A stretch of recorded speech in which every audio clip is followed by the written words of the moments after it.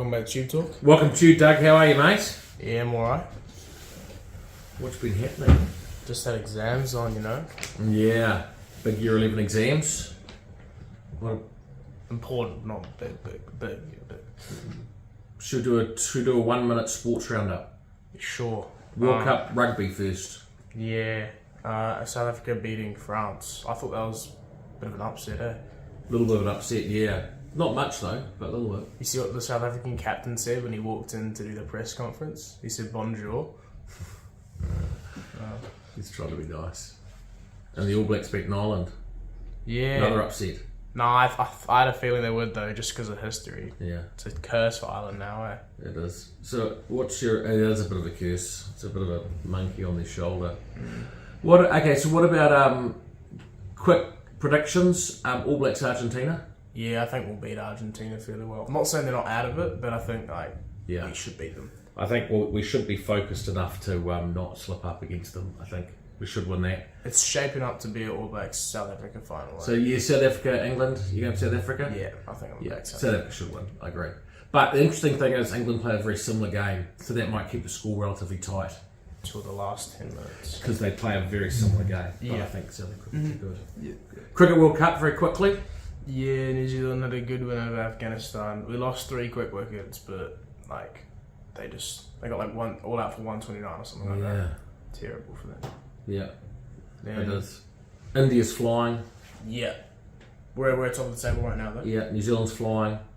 They should both. They're looking like 2 qualifiers. The other 2, it's up for grabs. Could be anyone.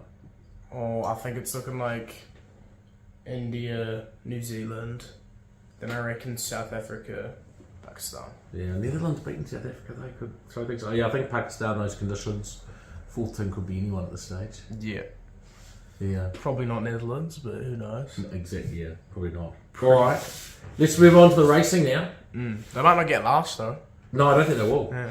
No, they've been South Africa. I think they'll probably win another game. They might get 7th if they're lucky. Yeah. Alright, racing.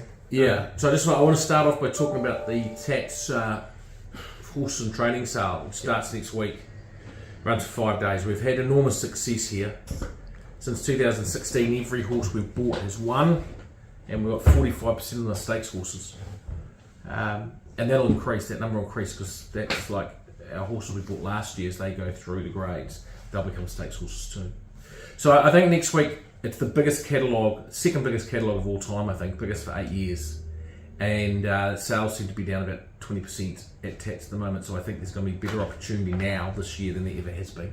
So if you want to get involved, this is the year. Get in touch with me. There's going to be fantastic opportunity to get good horses and big races in Australia. So that's my thing. That's my plug. Great opportunity. Over to you, Douglas. Last week, 7-Eleven was very good. Yeah, she's just starting to mature, and she got home really well. Up to 2,000 metres next start, awfully hard to beat, and I think she'll progress. Cerzino, nice third. Yeah, backed up his win with a 30. Just the leaders cornered really well, shot away, and he just kind of came wide on the bend and he ran home late. But he really gives every impression up to 2,400 metres will suit, and that's where he'll go next at Eagle Farm. GC, very unlucky. Oh, so unlucky. Just couldn't get a gap, couldn't get out. He's certainly a win waiting to happen as well. Gee, he was unlucky. Yeah, he's flying. Then Crystal Falls, the win waiting to happen. Yeah, she's a real black booker. Have a look at her race at Tauranga on Wednesday. She's a stayer. She's a 2,000 metre plus horse. We're just getting her fit up there. You know, she was 3 lengths behind the second last horse on the turn. She had to come wide around all the runners, and she flew home for 4th.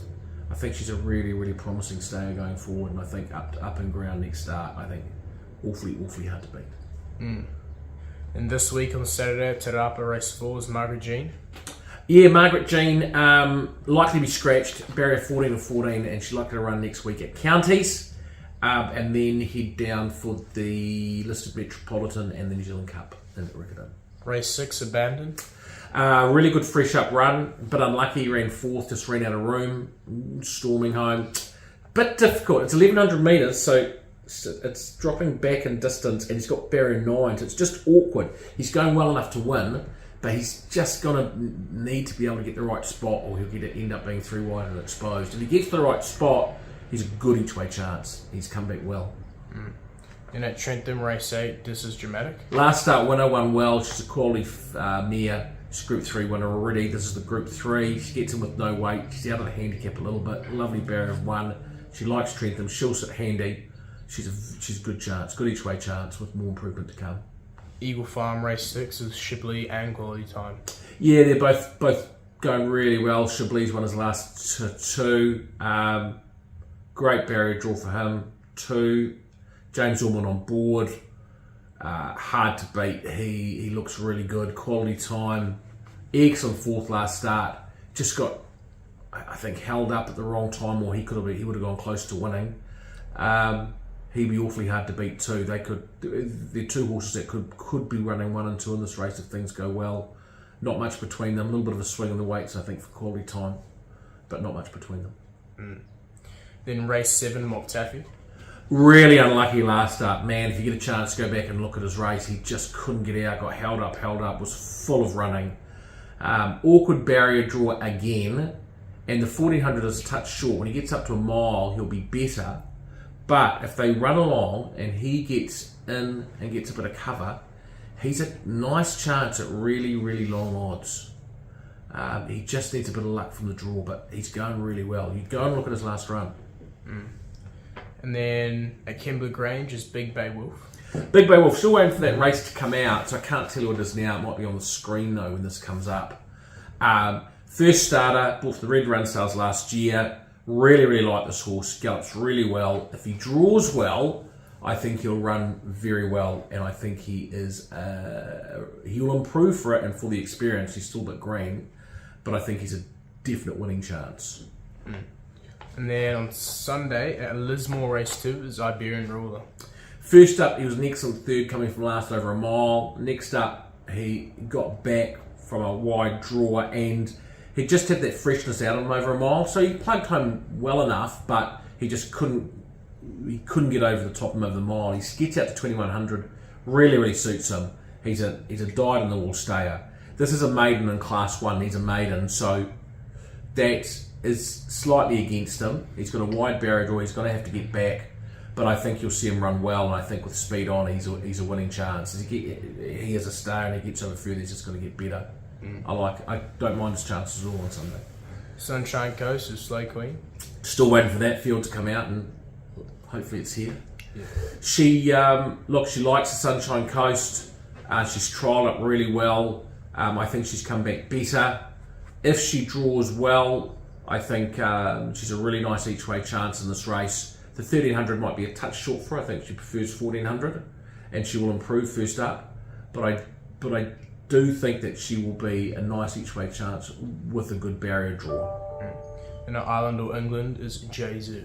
So Jesu is one of the horses we bought from the Breeze Up sales this year in Europe. She won last start, won well. She's now going to a group race. She's got a Group 3 1800 metres at Leopardstown on Saturday. And she's also entered in Pontefract in England in an enlisted mile. She'll go to one of those 2 races. We're just waiting for those fields to come out, looking to secure her black type.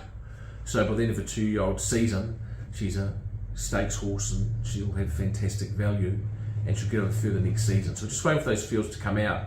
Check our runners page for her, but she's ready to run well. Probably Ireland, the Leopardstown race is probably leaning towards that over the 1800.